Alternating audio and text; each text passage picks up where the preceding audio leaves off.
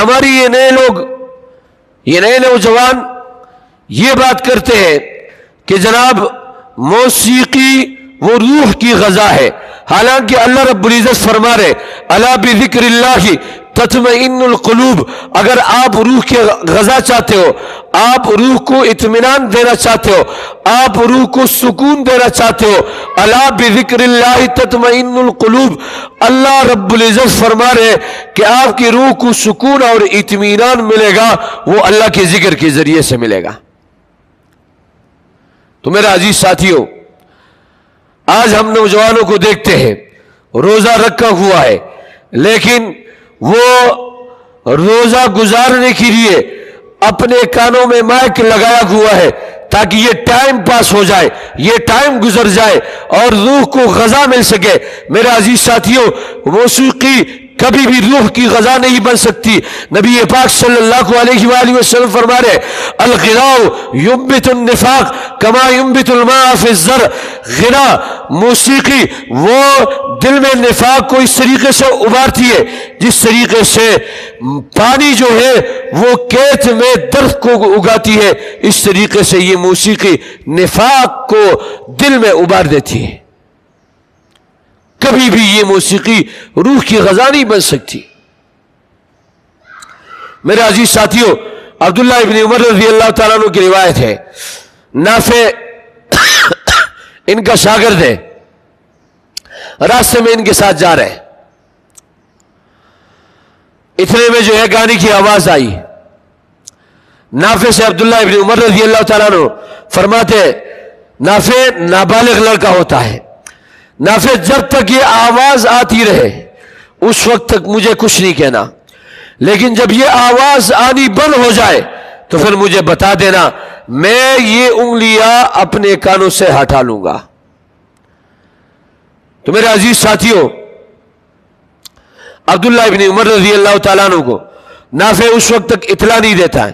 جب تک آواز آتی رہے، لیکن جب آواز بند ہو جاتی ہے نافع کہتے ہیں عبداللہ ابن عمر رضی اللہ تعالیٰ عنہ سے کہ استاذ محترم آواز بند ہو گئی، لہذا آپ اپنی انگلیاں اپنے کانوں سے نکال دیجئے. تو عبداللہ ابن عمر رضی اللہ تعالیٰ عنہ نافع کو روایت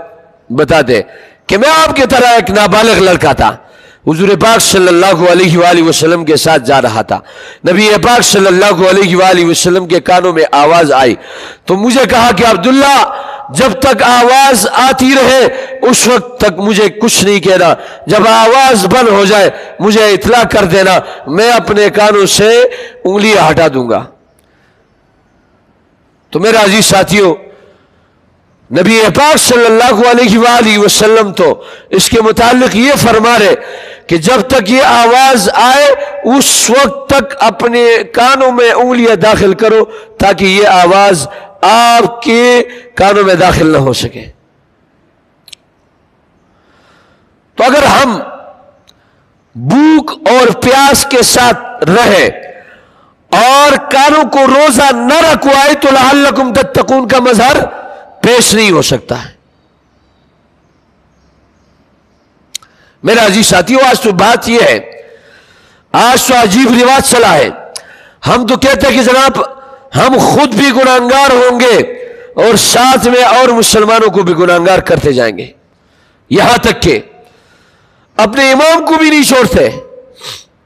کہ وہ امام مجھے بتا دیجئے کیا آیا آپ پسند کریں گے کہ اس امام کے پیچھے آپ نماز پڑھے جو گانا سنے، آپ پسند کریں گے؟ لیکن ہم نے اس امام کو نہیں چھوڑنا ہے، اس کو بھی گانے سنوا کے اور یہ راستے سے جائے تب بھی ہم نے جو ہے نا مطلب ٹیپ زور سے کھولنا ہے، اور اس امام کو بھی گانے سنوانے، وہ مبلغین حضرات جو گانے نہیں سنتے ان کو بھی گانے سنوانے ہیں، وہ روزے دار جو گانے نہیں سننا چاہتے ان کو بھی ہم نے گانے سنوانے. میرا عزیز ساتھیوں، اس پر اکتفا نہیں کر رہے کہ اکیلے ہم گناہگار ہو جائے، سب کو گناہگار کر کے پھر ہم نے جو ہے چین سے بیٹھنا ہے. تو میرا عزیز ساتھیوں، میں آپ کو بتا دوں کہ لعلکم تتقون کا مظہر تب پیش ہو سکے گا جب ہم اپنے کانوں کو روزہ رکھوائیں گے، جب ہم اپنے کانوں کو موسیقی سے بچائیں گے، جب ہم اپنے کانوں کو ان باتوں میں، ان چیزوں میں لگائیں گے جس کے متعلق اللہ رب العزت نے آرڈر جاری فرمایا ہے۔ اس کان کے ذریعے سے ہم نے اللہ کی کلام کو سننا ہے، ہم نے اللہ کی باتوں کو سننا ہے، احادیث کو سننا ہے، وہ باتیں سننی ہے جس کے متعلق شریعت نے ہمیں آرڈر دیا۔ ویڈیو کے نیچے سبسکرائب کے بٹن پہ کلک کریں، بیل کے آئیکن پہ کلک کیجئے تاکہ ہر نئی ویڈیو کی نوٹیفیکیشن آپ کو مل جائے۔